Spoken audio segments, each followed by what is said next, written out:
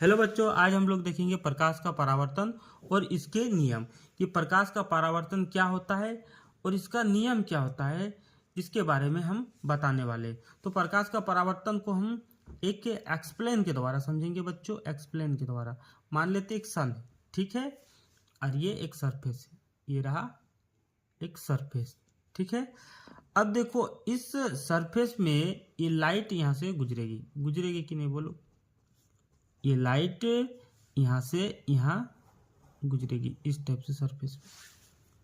तो जो लाइट आ रहा है यहाँ से यहाँ तक, उसको आपतित किरण बोला जाता है। इसको, इस जो लाइट आया सरफेस में, सतह में, इसको सतह बोलेंगे, इंग्लिश से सरफेस। तो इसको हम क्या बोलेंगे बच्चों? आपतित किरण, ठीक है, कर दो नोट।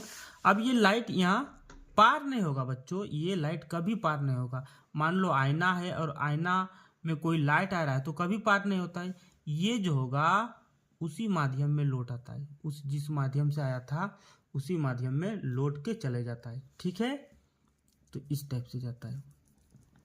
अब जो लाइट जा रहा था मतलब पारा रहा था, इसको हम लोग अपने देसी भाषा में पाराना बोला जाता है, पारा गया, तो इसको बोला जाता है परावर्तित किरण, ठीक है। इसको क्या बोलेंगे बच्चों? परावर्तित किरण, ठीक।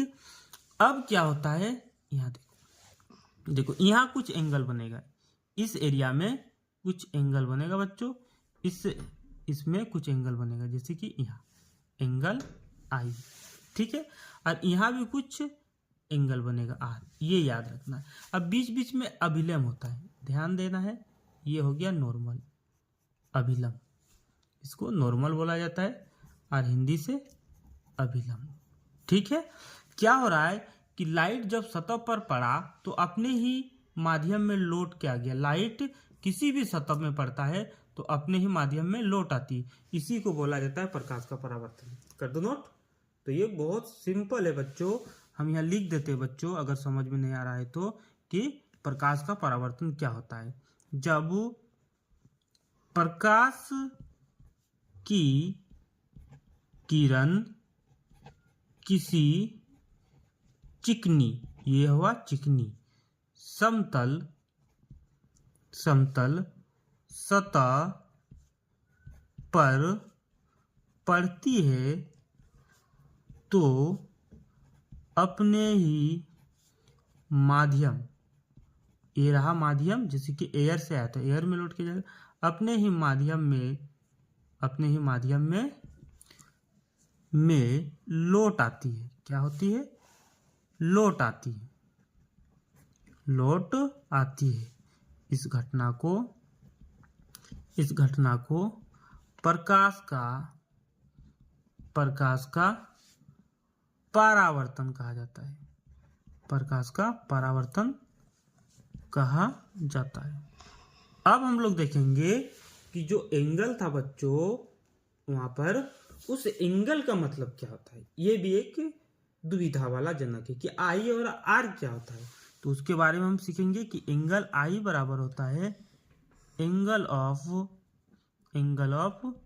इंसिडेंट, मतलब एंगल ऑफ इंसिडेंट मतलब आपतन कोण। इसको हिंदी में क्या बोलेंगे बच्चों? आपतन कोण। कर दो नोट। इसको हिंदी में आपतन कोण बोलेंगे बच्चों, आपतन कोण।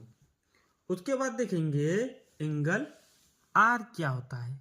तो इसको इंग्लिश में बोला जाता है angle of reflection. Angle of reflection बराबर परावर्तन कोण, इसको बोलेंगे परावर्तन कोण। तो याद रखना है आई और आर का मतलब, एक आपतन कोण और दूसरा परावर्तन कोण। अब देखेंगे नियम, परावर्तन के नियम। क्या देखेंगे?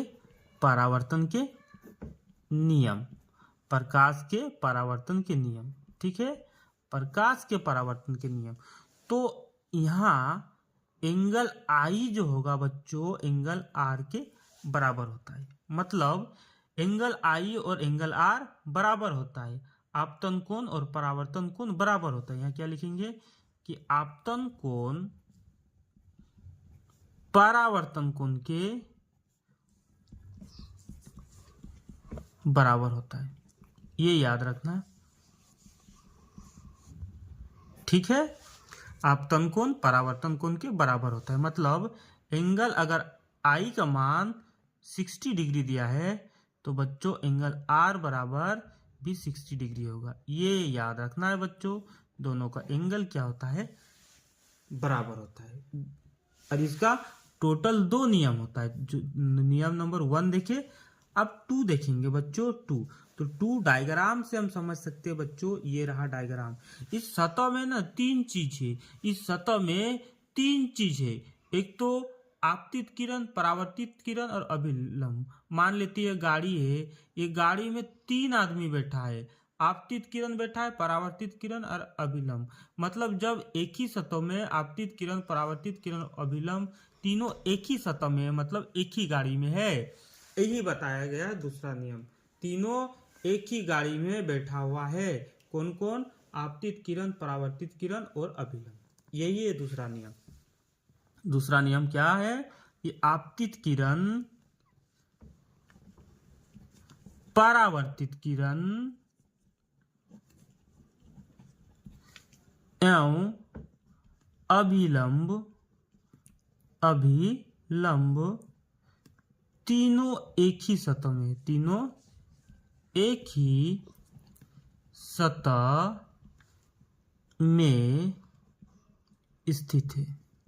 समझा बच्चा कि तीनों जो था इसमें, ये आपतित किरण, ये परावर्तित किरण, ये अभिलंब, ये तीनों एक ही सतह में, मतलब एक ही गाड़ी में तीनों जन बैठा है।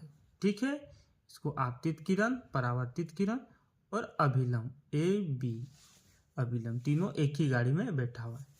तो इस प्रकार आज हम लोग देखे परावर्तन और परावर्तन के नियम एक एक्सप्लेन के साथ।